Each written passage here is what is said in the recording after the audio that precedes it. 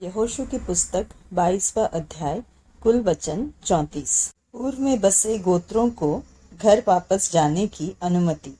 उस समय यहोशू ने रूबेनियों, गादियों और मनश्शे के आधे गोत्रियों को बुलवाकर कहा, जो जो आज्ञा यहोवा के दास मूसा ने तुम्हें दी थी वे सब तुमने मानी है, और जो जो आज्ञा मैंने तुम्हें दी है उन सबों को भी तुमने माना है।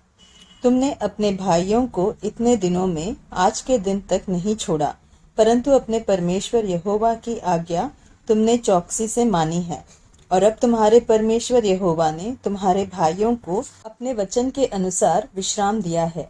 इसलिए अब तुम लौटकर अपने अपने डेरों को और अपनी निज भूमि में, जिसे यहोवा के दास मूसा ने यरदन पार तुम्हें दिया है, चले जाओ।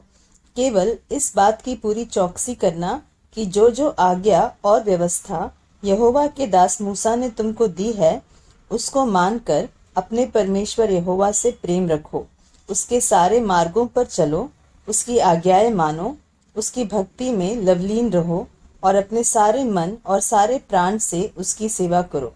तब यहोशू ने उन्हें आशीर्वाद देकर विदा किया और वे अपने अपने डेरे को चले गए।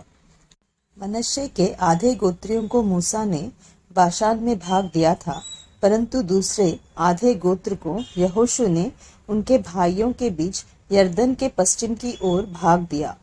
उनको जब यहोशू ने विदा किया कि अपने अपने डेरे को जाए, तब उनको भी आशीर्वाद देकर कहा, बहुत से पशु और चांदी, सोना, पीतल, लोहा और बहुत से वस्त्र और बहुत धन संपत्ति लिए हुए अपने अपने डेरे को लौट जाओ और अपने शत्रुओं की लूट की संपत्ति को अपने भाइयों के संग बांट लेना। तब रूबेनी, गादी और मनश्शे के आधे गोत्र इस्राएलियों के पास से, अर्थात कनान देश के शीलो नगर से, अपनी गिलाद नामक निज भूमि में, जो मूसा के द्वारा दी गई यहोवा की आज्ञा के अनुसार उनकी निज भूमि हो गई थी, जाने के विचार से लौट गए। यरदन के किनारे वेदी की स्थापना। जब रूबेनी, गादी और मनश्शे के आधे गोत्री यरदन की उस तराई में पहुंचे जो कनान देश में है, तब उन्होंने वहां देखने योग्य एक बड़ी वेदी बनाई। और इसका समाचार इस्राएलियों के सुनने में आया कि रूबेनियों, गादियों और मनश्शे के आधे गोत्रियों ने कनान देश के सामने यरदन की तराई में, अर्थात उसके उस पार जो इस्राएलियों का है, एक वेदी बनाई है। जब इस्राएलियों ने यह सुना, तब इस्राएलियों की सारी मंडली उनसे लड़ने के लिए चढ़ाई करने को शिलो में इकट्ठी हुई। तब इस्राएलियों ने रूबेनियों, गादियों और मनश्शे के आधे गोत्रियों के पास गिलाद देश में एलियाजार याजक के पुत्र पीनहास को और उसके संग 10 प्रधानों को, अर्थात इस्राएल के एक गोत्र में से पूर्वजों के घरानों के एक एक प्रधान को भेजा, और वे इस्राएल के हजारों में अपने अपने पूर्वजों के घरानों के मुख्य पुरुष थे। वे गिलाद देश में रूबेनियों, गादियों और मनश्शे के आधे गोत्रियों के पास जाकर कहने लगे, यहोवा की सारी मंडली यह कहती है, तुमने इस्राएल के परमेश्वर यहोवा का यह कैसा विश्वासघात किया।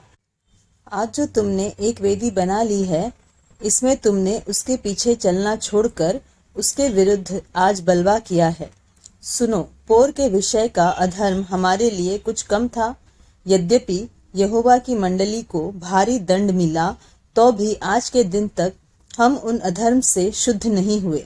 क्या वह तुम्हारी दृष्टि में एक छोटी बात है कि आज तुम यहोवा को त्याग कर उसके पीछे चलना छोड़ देते हो? आज तुम यहोवा से फिर जाते हो और कल वह इस्राएल की सारी मंडली से क्रोधित होगा। परंतु यदि तुम्हारी निज भूमि अशुद्ध हो, तो पार आकर यहोवा की निज भूमि में, जहाँ यहोवा का निवास रहता है, हम लोगों के बीच में अपनी अपनी निज भूमि कर लो। परंतु हमारे परमेश्वर यहोवा की वेदी को छोड़ और कोई वेदी बनाकर न तो यहोवा से बलवा करना और न हमसे। देखो, जब जेरह के पुत्र आकान ने अर्पण की हुई वस्तु के विषय में विश्वासघात किया, तब क्या यहोवा का कोप इस्राएल की पूरी मंडली पर न भड़का और उस पुरुष के अधर्म का प्राण दंड अकेले उसी को नहीं मिला?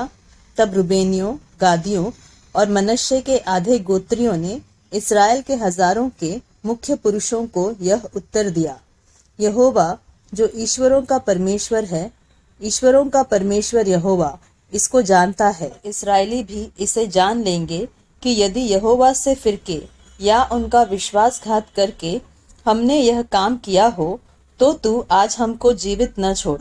यदि आज के दिन हमने वेदी को इसलिए बनाया हो कि यहोवा के पीछे चलना छोड़ दें या इसलिए कि उस पर होम बलि, अन्न बलि या मेल बलि चढ़ाए, तो यहोवा आप इसका हिसाब ले।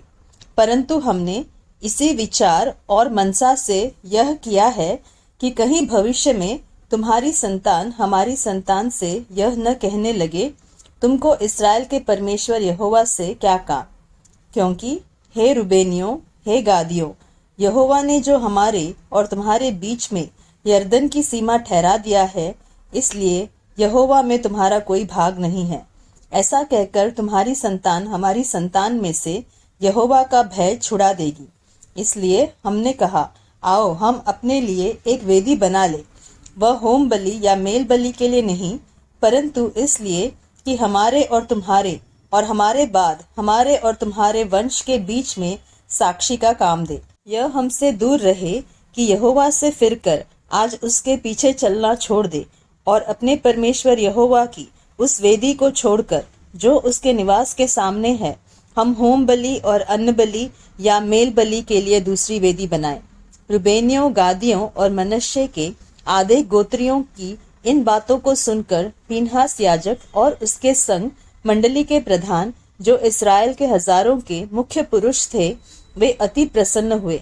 और इलियाजार याजक के पुत्र पीनहास ने रुबेनियों, गादियों और मनश्शेइयों से कहा, तुमने जो यहोवा का ऐसा विश्वासघात नहीं किया, इससे आज हमने यह जान लिया कि यहोवा हमारे बीच में है और तुम लोगों ने इस्राएलियों को यहोवा के हाथ से बचाया है।